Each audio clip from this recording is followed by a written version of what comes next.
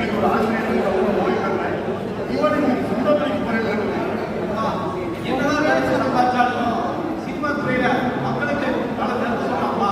அப்புறம் பணம் நல்ல சம்பாதிக்கலாமா? வேணாடா, ஒரு ரூபாய் வேணாடா, பேங்க் வேணாம். இவன் பேசுறேன்.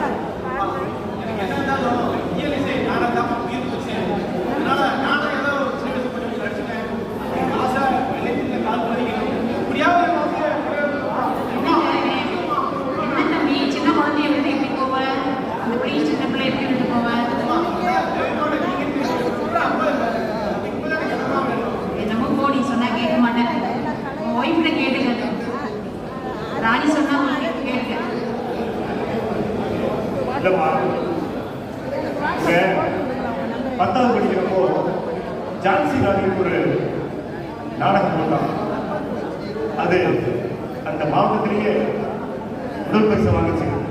அப்போ நான் பெருமைப்பட்டேன், என் பையன் நாடகத்துறையில் நல்லா பெரியாளாக வருவான் அப்படின்னு. நல்லா படித்தான்.